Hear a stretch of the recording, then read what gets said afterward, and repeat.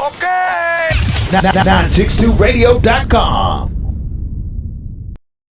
Yo, what's up, everybody? Your boy Jazzy Jeff holding it down right here live on 960radio.com. And I got an OG up in this thing with me. Al Kapeezy. Oh, boy. What's up with you, in man? the building. What's up, Al? I can't complain, man. What's up with you? Man, you got it, man. It's a pleasure to have you on 960radio.com. Thank you for having me. You know, I don't know which way to go, man, but I can do this. Hold up. I can do it just like this. I can do it just like this. Hold up. What you know about this right here? What you know about this right here, Al Kapeezy? Gribby. She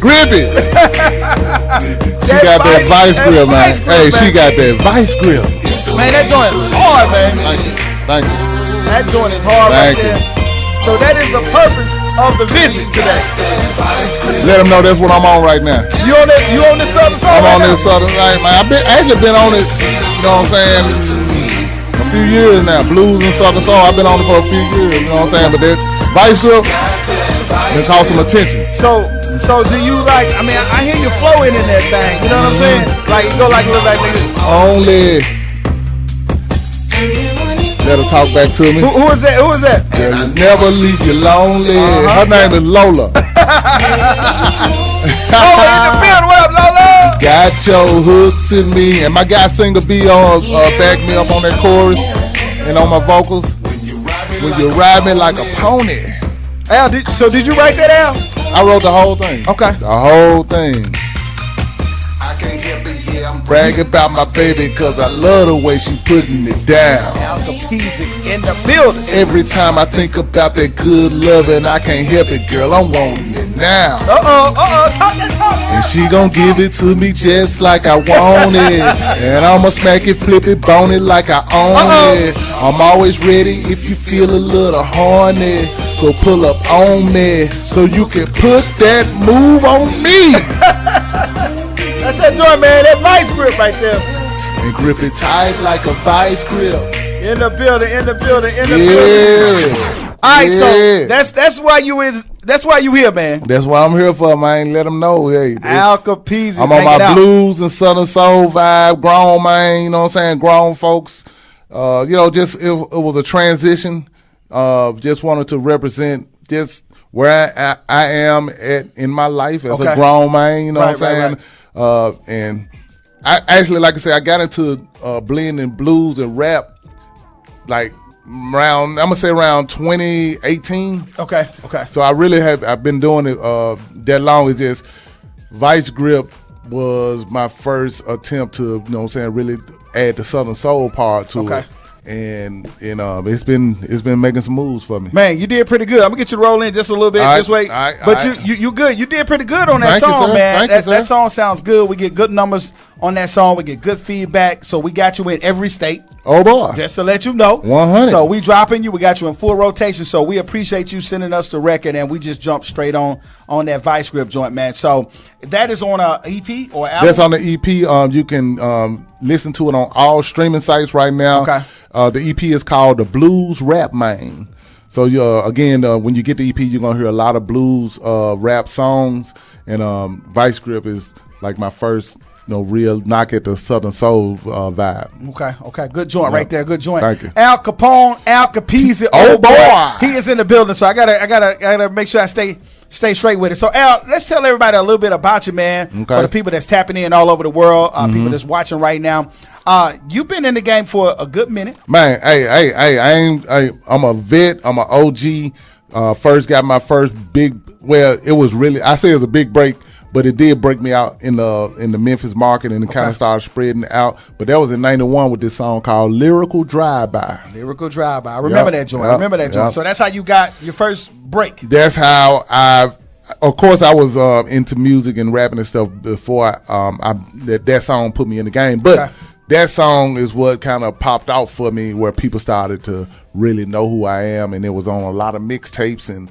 Like I said, it blew me up in Memphis, and then before I know it, I was doing shows in all the surrounding areas: Holly Springs, Tupelo, Dyersburg, Tennessee, Blytheville. It really did take me outside of Memphis. So, Al, let me ask you this: do you think that has changed the way this the formula is. Like you had a single then, which was that record, and then you got it hot, and then you started rolling out. Well, that part. I mean, I think it's the same thing, except we just got that added extra element these days that can speed it up a lot faster and get you out there a lot more worldwide, and it's called the internet. Absolutely. We didn't have the internet, so you know what I'm saying, we had to do everything, you know, through, I guess, what people call the chitlin circuit, right? You know, where we had to really go from town to town and neighborhood to neighborhood. But I still like doing that because you can touch people personally that way. But the internet actually gets you out there right, you know, it just speeds that process up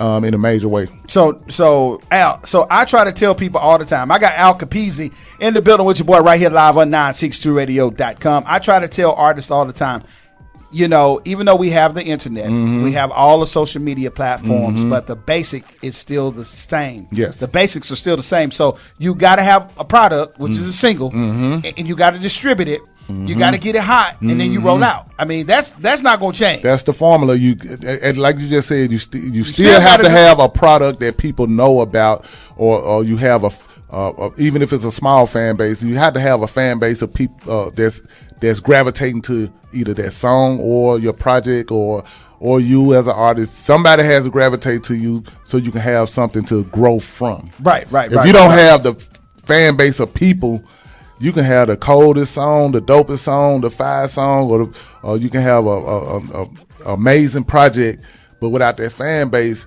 you wondering why you can't get booked and stuff like that. You still got to have a fan base that likes whatever you're doing. So the same rollout, you got to have that product has to have some legs. Right. You're hearing it from an OG in the game, baby. Yeah. He telling it like a T.I. is. Real Al talk. Kapeezy in Real the building talk. with your boy, Jazzy Jeff on 962radio.com. So, Al, I actually had to write down a few questions, man. All right, talk to me. Because, you know, you just, you that dude. All right, so coming up in Memphis, you know, back when you was just coming in the game, you 8 Ball and G. Who were some of the people that was coming up when you was Gangsta Pat had already he was the OG. He was the guy that blew up, you know what I'm saying? So he was already doing this thing. Gangsta Pat. But right around the time I started to pop off, it was 8 Ball and MJG popping off, and then Skinny Pimp and DJ Squeaky, Zerk, and SMK. I mean, the list goes on. Right. Of course, somebody else that had already popped off was DJ Spanish Fly. He was already doing this thing. Spanish but, Fly. You know what I'm saying? It was some of the names I just named, and of course the list goes on and on because there's so many, and we can be naming names forever right now. So I'm gonna stop right there. I got you. I'm gonna cut in on you. The Gangsta Walk. Gangsta Walk was kind of hot during that time. Oh, no doubt. No, I mean, the Memphis rap music is synonymous with the Gangsta Walk. I feel like that the Gangsta Walk kind of set the pace for the Memphis rap sound. Because like I told you before I even popped off with Lyrical Drive-By, I was already out there. You know, I was always rapping. And it was always rappers in Memphis. And I think the Gangsta Walk kind of made us lock into a sound and a style because we wanted to make the music to make people gangster walk. Right, and right. I think that worked hand in hand with making Memphis music and the Memphis rap sound and seeing what it is. Okay. That dance. Okay. That dancing, that popping and stuff Uh-huh. going on. Well, of course, Jukin came. Jukin is a product of Gangsta Walk. Okay, it came after all of that, right? And it's fun. I just met with Crunchy Black, and we was just talking about how when everybody was going in a circle, Gangsta Walk and holler and get booked, right? It would be people like Crunchy Black and this group G Style, guys Romeo, Lil Wolf, Hurricane. Okay, it was people like that would break out of that circle and start doing extra little pop moves and stuff. Okay. You know what I'm saying? And that, so is that where the juking came from? The juking kind of evolved from that. Okay. Yep. Al Kapeezy, hold it down right here live on 962radio.com. So Al, you've been working, man. You've been staying very relevant, man. How do you stay relevant, man?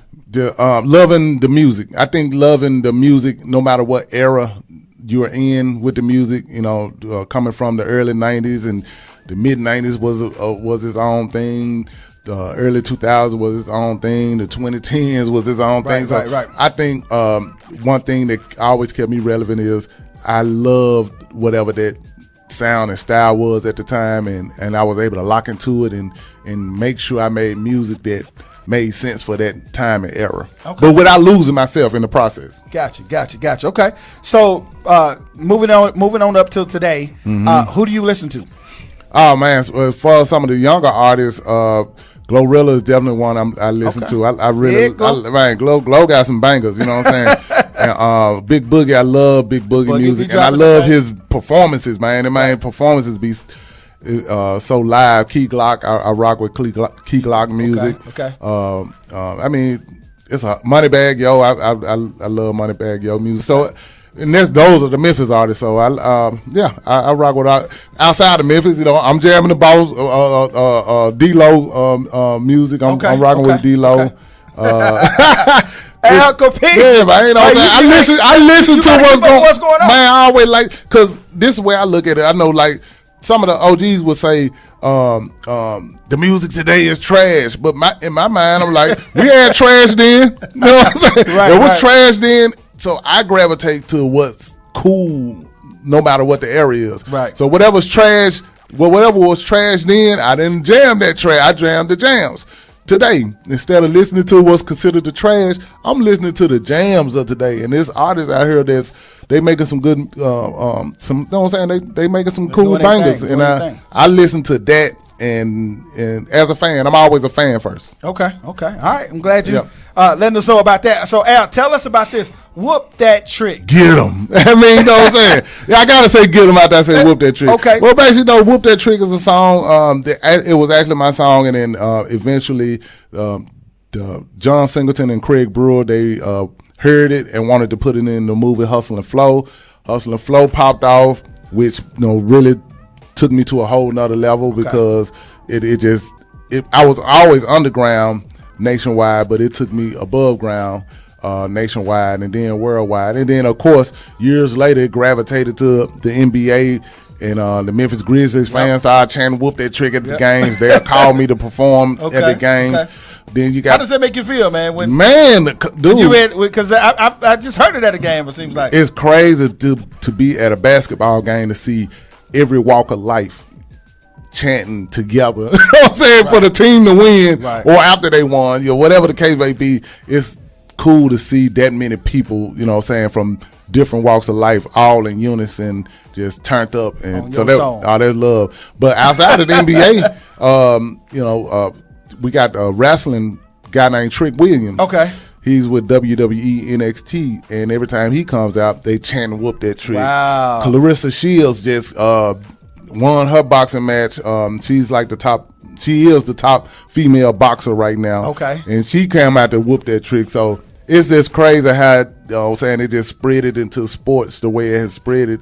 And I'm thankful, you know, to be a part of a legacy. OG doing it, man. One of those songs that go on and on. You know what I'm talking about? So when you make songs, do you think about like the longevity of records, like, or when you go in the studio, you just writing for the situation right then and there? You don't know that years later they're gonna be playing it at a Grizzlies game. No way, shape, form, fashion. When I first wrote Whoop That Trick, I just wanted to be able to go and, to all the hood clubs in Memphis, Holly Springs, Blytheville, Dime, you know what I'm saying, all the little spots. Right. I was in West Memphis. I just wanted to do that. Jackson, Tennessee. Right. But I didn't know where in the world I would have known that it could have did what it's doing now. There's no way. So yes, I make my music for what's going on right at the moment and whatever that vibe is for the moment. But you can never know when something gonna last that long. There's no way. What's your relationship with DJ Squeaky these days? My guy, man, that's my dog, man. A1 from day one. DJ Squeaky, man. He's actually the guy that actually broke Lyrical Drive out for me. Okay. Around 91. So, and he's still doing his thing. He played a pivotal role in getting Dolph up and running. Absolutely. So Squeaky, and he's still doing his thing, man. Squeaky is always the same, top tier. Always the same. Squeaky, man. Shout out to DJ Squeaky. Yes, sir. Al Kapeezy right here live with us on 960radio.com. Al, we appreciate you hanging out with us, man. What's some advice for somebody that just getting in the game, a rapper at home, writing, got a track? Mm-hmm. You know, what's your advice to a youngster trying to get in the game? Well, first, love what you're doing. That's that's gonna get you through any of the hard times, because it's gonna be hard times, especially when you first starting off. You gotta love what you're doing to be able to push through the hard times. Number 2 is understand the business of it, so you can know how you can monetize whatever you're doing with your music. Absolutely. So between having love for it and understanding the business enough to know how to get monetized and how not to get screwed, real talk, those are the biggest things I would say, you know what I'm saying, for new artists to, you know, pay attention to. Okay. Have you ever been signed? Do you ever wanted to be signed? I was close to being signed. I've been independent the whole time, but I was close to being signed a few times. Okay. But, you know, the contracts was not, you know what I'm saying, the right contracts. I say it like this here. When I first started, I did sign to an independent label, and that's when I learned about, you know, publishing and certain things that I didn't know about at the time. Right. And I had signed a contract, you know, basically giving my publishing and stuff up. But once I learned it, when I went back and looked at the contracts, I'm like, why I ain't making no money? And I was like, let me look at these contracts. And I finally looked at them and like, man, I don't even know what publishing is. So I started trying to figure out what that is, and the writers and all the splits and stuff like that. Right. Once I learned it, then I knew, you know what I'm saying, if anybody else came to me with a contract, their part got to be understood, and it's got to be in order. Right. You know what I'm saying? Because I knew if I didn't have that in order, I was going to lose out. So, I just learned early, and I was close to signing deals, but the deals never really came through because I was able to negotiate. I would come back and say, I see this contract, and I'll scratch out certain things in the contract that I ain't like, right. And I'll write in what I think it should. Okay. And I guess they were like, yeah, I guess we ain't no better to screw him. Al Kapeezy, you can't screw him. He knows what's going on, because, you know, I talked to my friend Flo, and you know, he always kind of keep up with what you have going on. You stay busy, man. Like you always like doing things out of town, doing these festivals and stuff like that. So you get a lot of work, man. Man, I've been working the whole time as an independent artist, and I love it. Matter of fact, I have a show coming up. I've been overseas before, and, but I got a show coming up in July in Italy. Wow! So I'm still getting booked. I got a show in Memphis coming up May 2nd. Okay, it's gonna be a Memphis Rap OG show. So it's me, Lil Chat, Crunchy Black, Gangsta Pat, Skinny Pimp, DJ Zerk, DJ Spanish Fly, hosted by 8Ball. Okay, that's gonna be big, right? Some telling me I'm missing something, but yeah, May 2nd, man, come on out. It's gonna be at the River Beach Festival. Okay, so May 2nd, our show is gonna be at 6:30.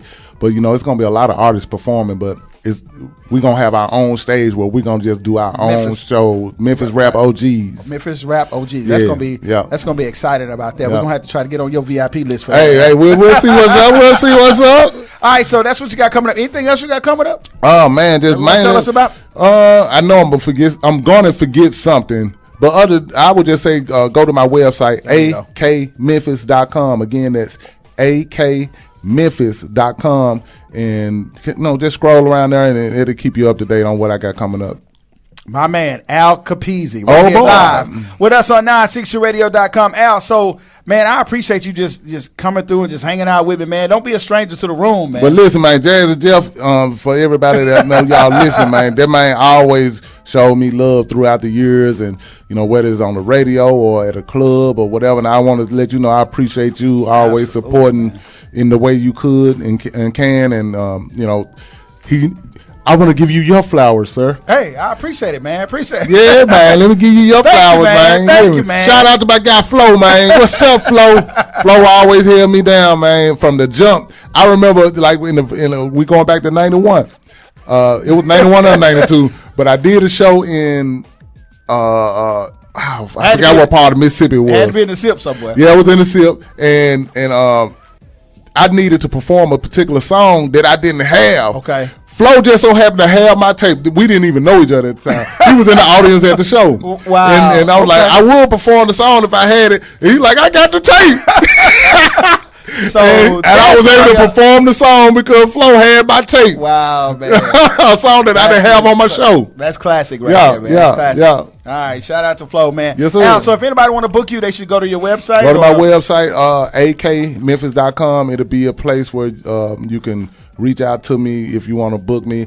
And again, right now I'm mainly focused on doing my blues, rap, and Southern soul right now. That's the vibe I'm on right now. I'm on my grown folks, you know what I'm saying, and getting a lot of love. Shout out to Sheba Potts Wright. She always supported Good me. people. Shout out to Sir Charles Jones for supporting. Because you got a record with Saul. You on Charles's record, right? Yeah, I'm on one of his records. He's on a few of my records that I hadn't been released yet. And so I want to shout out them from the Southern Soul market. Shout out to Calvin Richardson, man.